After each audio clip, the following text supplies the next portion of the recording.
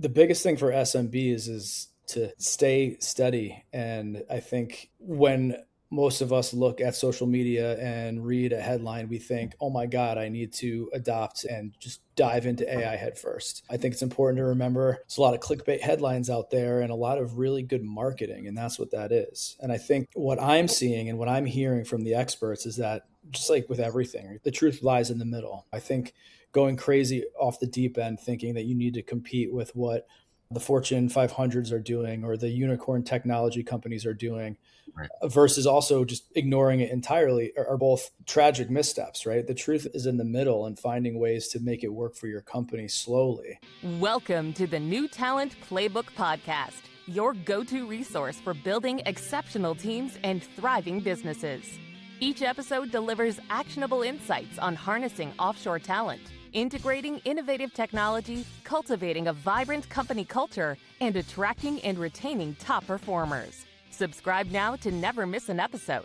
For more resources, visit thenewtalentplaybookpodcast.com, where you can download this episode's free workbook designed to help you apply today's insight to your business. And now, here's your host, Rob Levin.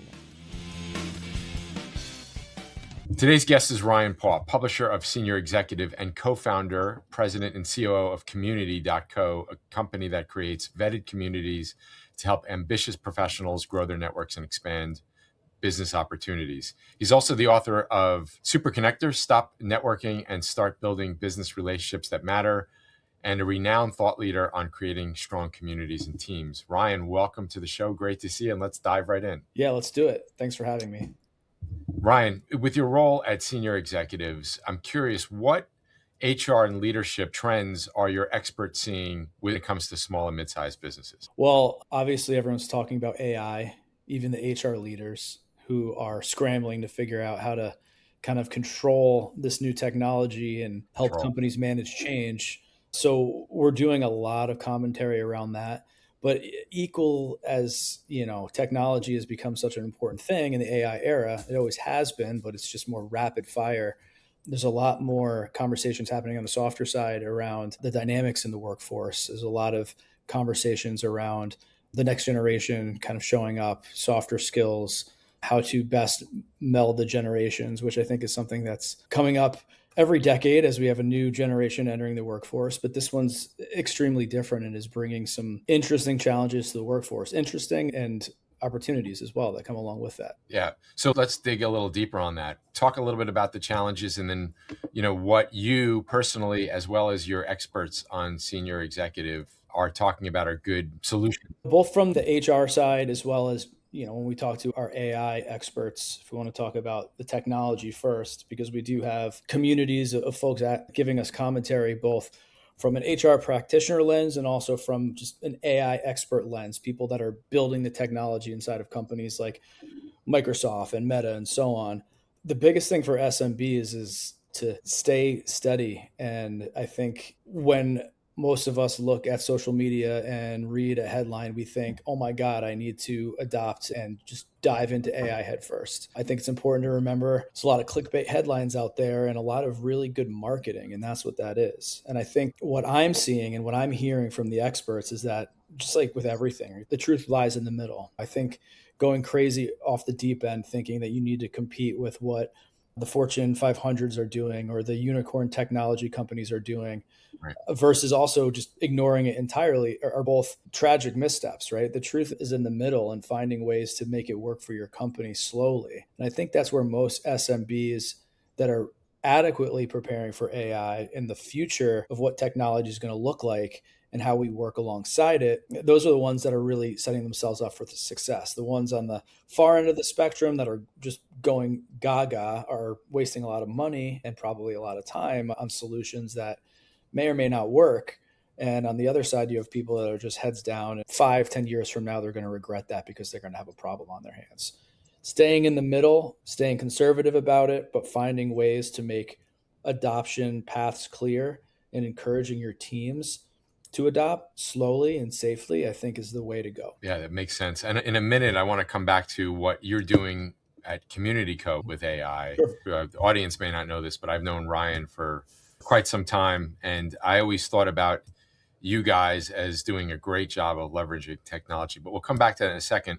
I want to come back to a couple of things that you said. One is you mentioned that SMBs or business owners should be studying, and I couldn't concur more. In fact, I took a course myself, a hands-on course where we started not just prompting with AI, but building stuff with AI. Mm-hmm. And I'm certainly not going to be the AI expert in the company, but by building something, it really gave me a sense of what was capable with AI, more than what I can read via the headlines. Right. You also mentioned getting the teams involved. And, Mm-hmm.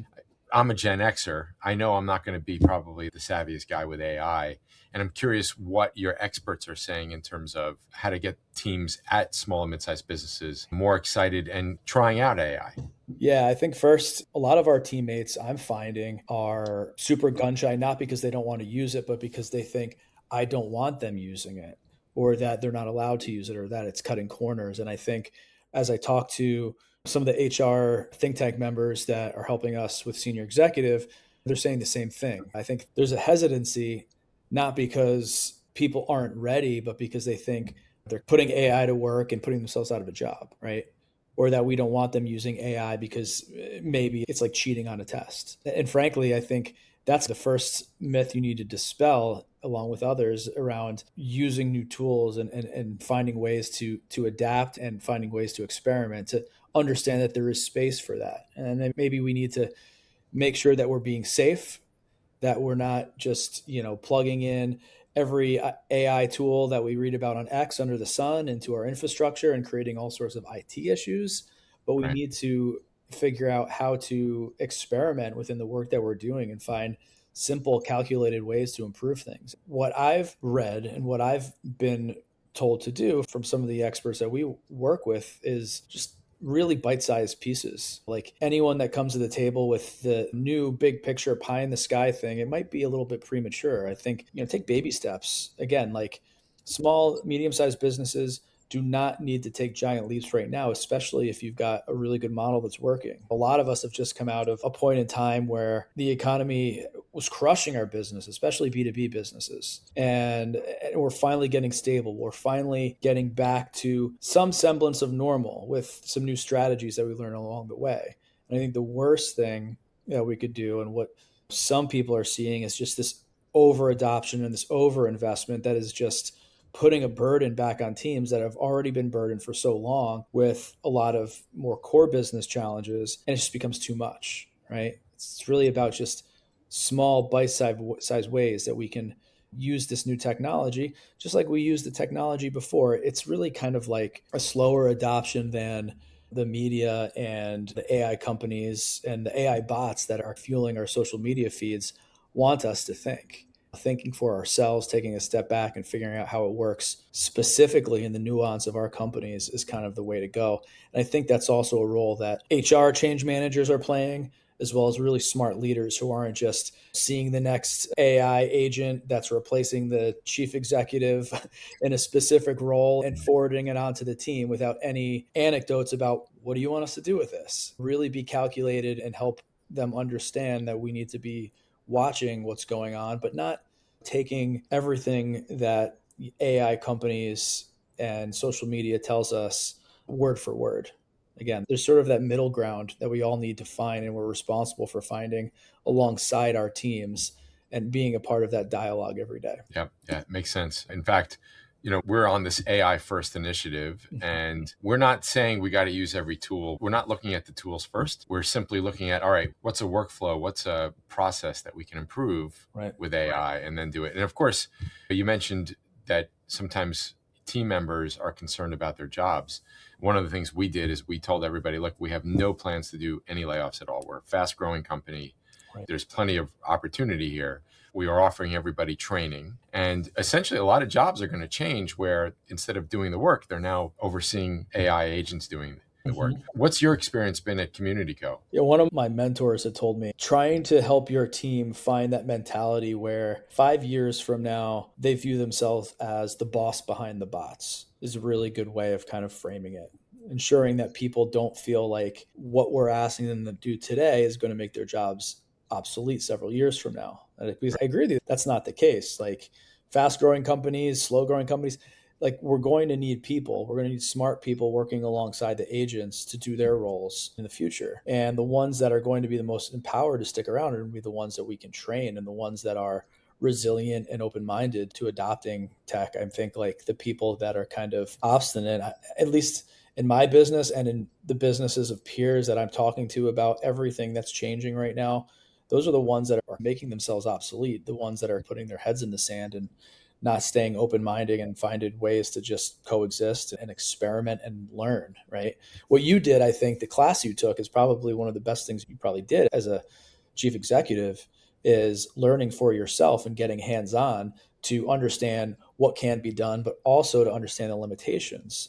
So you can have smart conversations with the operators and the day-to-day folks in your business that are going to be implementing this at all different levels. And I think just like any technology, it becomes a lot easier when at least you have a baseline understanding of how it works and the do's and the don'ts, and where that fine line is when you're pushing over the edge into more chaotic territory that does more harm than good. Yeah, I'm really glad I took it. Now, and at the same time, I'm not going to tell every business owner that you must take a class. I do think taking a class, not just where you're learning better prompting, but where you're actually building something, is very helpful. But if it's not going to be you, there should be somebody in Yeah. your company that really has a good line of sight in terms of what this technology can do and what's likely to happen in terms of what its capabilities are likely to be over the next few years. It depends on how you learn. We're both responsible, and our senior teams are responsible for understanding how our teams learn and how they adapt, right?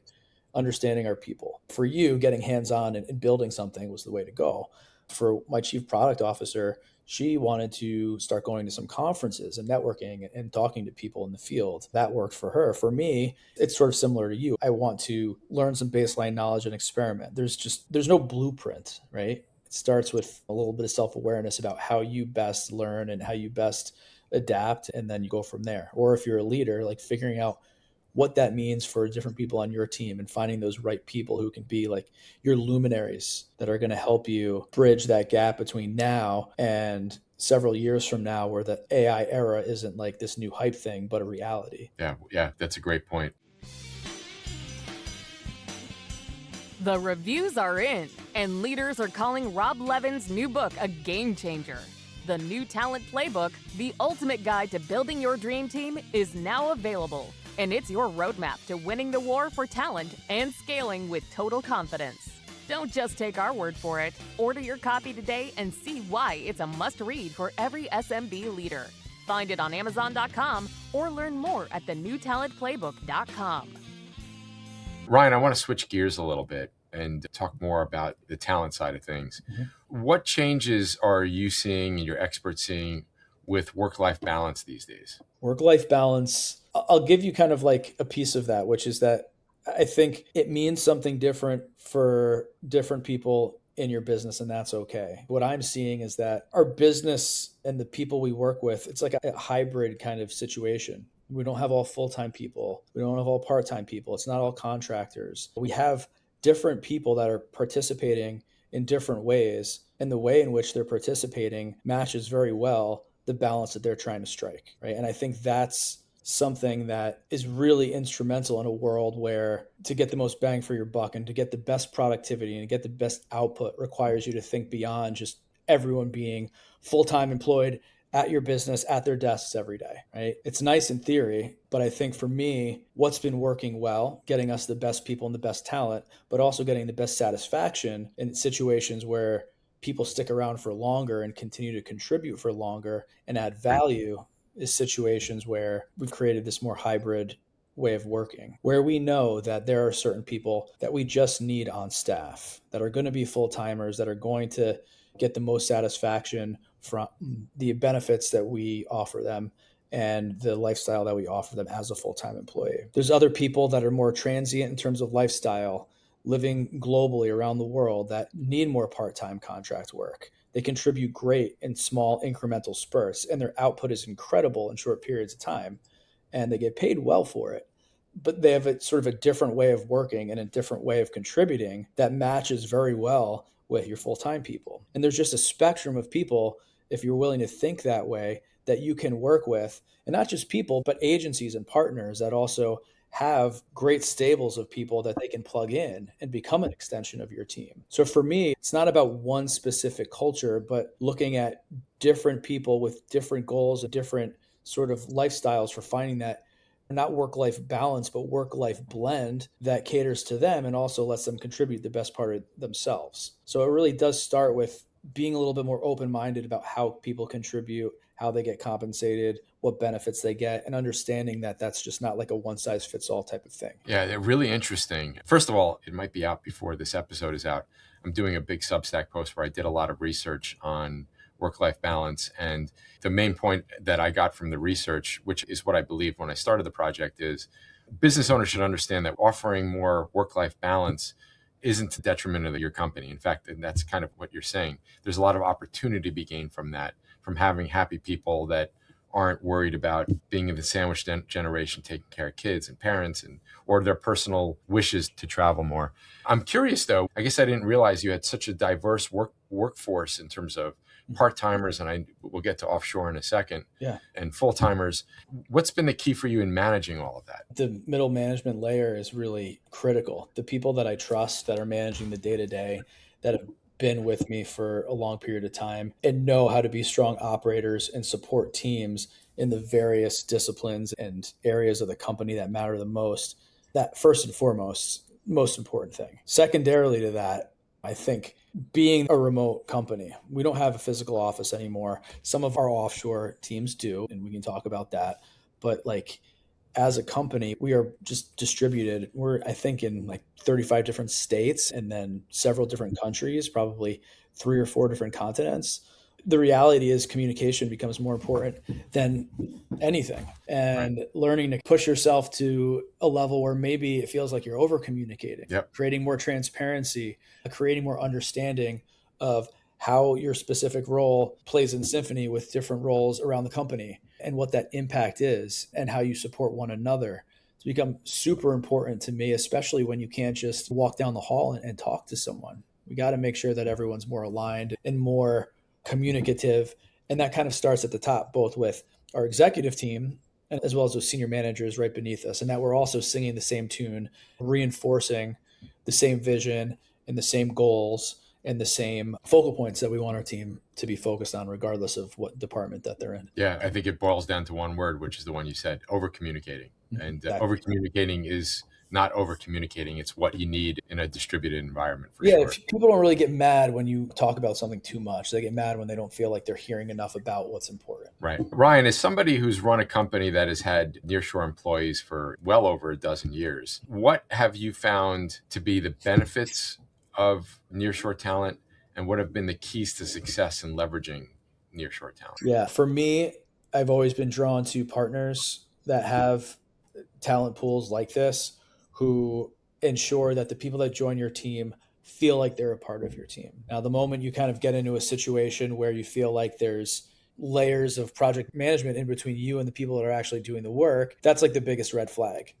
Yeah. And I think there's a lot of agencies that still operate that way, and it's not a good way of operating, either for the company that they're working with or the people that are working for them. Because just like our own people in-house want to feel connected to the work, so do those nearshore people that are working for you.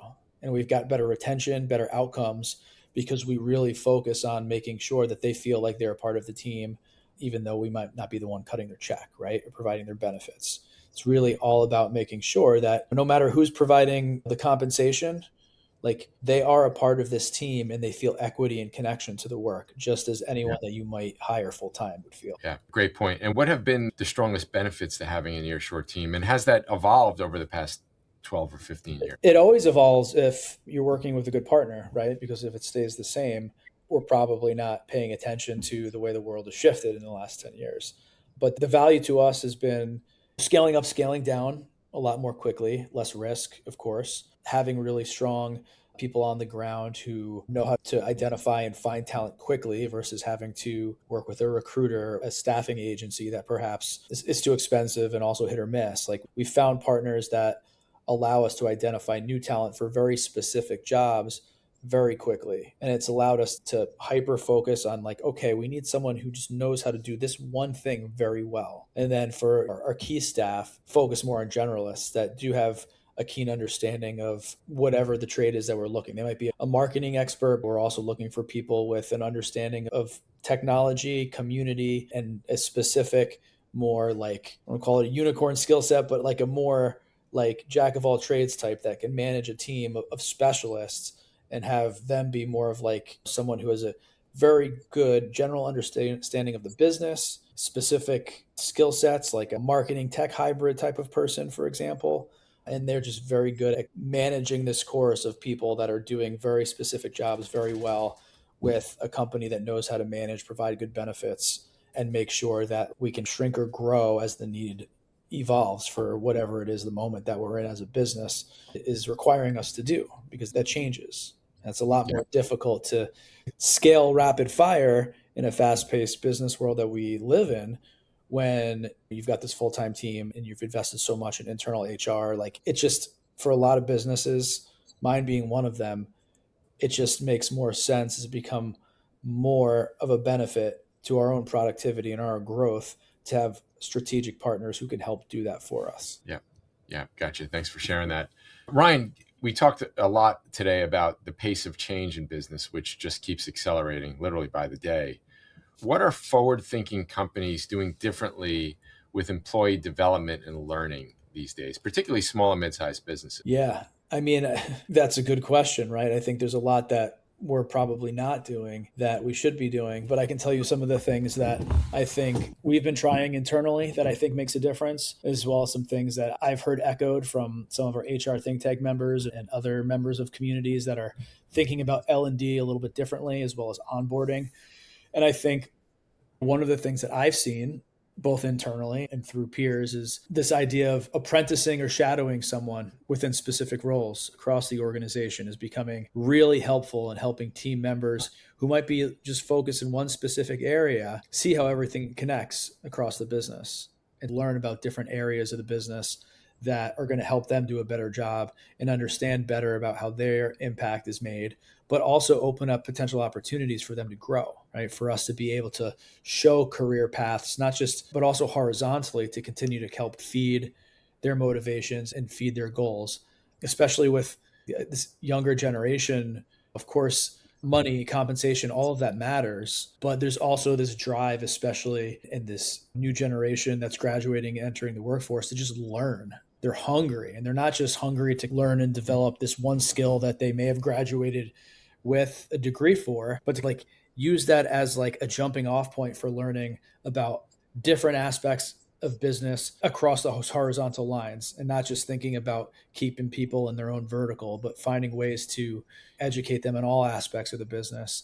And I think because of just the way that we learn now with access to education through online learning, as well as technology that makes it easier for anyone to just learn how to code using AI. Might not make you an engineer, but like It'll certainly help with vibe coding. like learning how to vibe code, or to learn more about the marketing side of your business, or learn more about the sales side of your business, finance, whatever keeps you curious. I think companies, small, medium-sized businesses that want to retain talent and don't want to be replacing people every 2 years should be investing in helping people shadow and understand other aspects of the business and giving them an understanding about where there's growth opportunity, not just the kind that's sort of like finite, where certain people are going to level up to senior management and executive level at some point, but how they can jump around to different areas of the organization to continue to satisfy that itch and satisfy that curiosity and feel a sense of growth, while also becoming someone who's building equity in the business because they understand it better. And that in turn, I think, leads to better retention. It's just making that sort of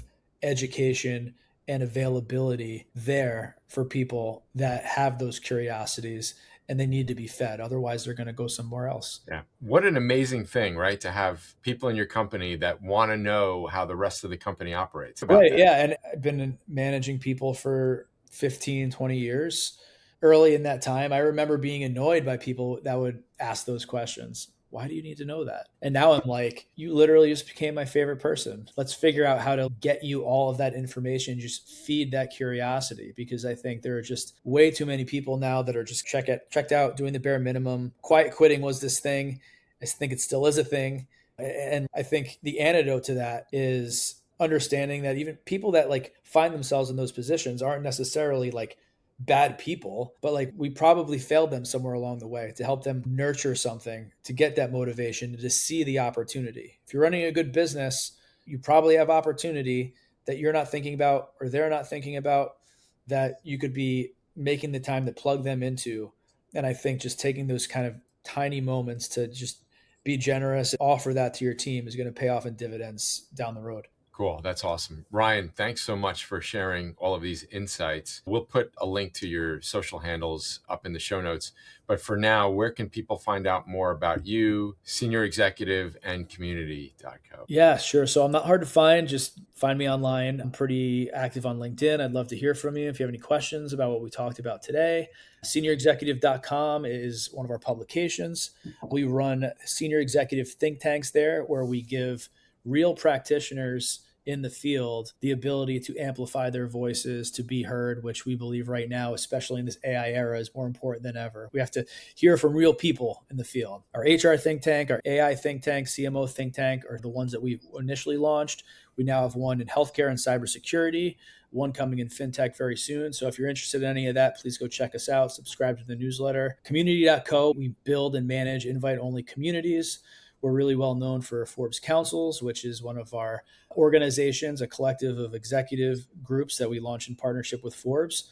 We also work with associations and conferences that are looking to build 365-day per year membership associations off of their model, building on the technology and the human capital that we have internally. So anyone interested in that, please reach out. Let me know if you think there's an opportunity to connect. Sounds good. Ryan, great to see you, and we'll see you soon. Thanks for listening. The New Talent Playbook podcast is brought to you by Work Better Now. Don't forget to review, subscribe, and download the workbook for this episode at the link below. If you'd like to connect with us, you can find us on LinkedIn at the New Talent Playbook Podcast or visit thenewtalentplaybookpodcast.com.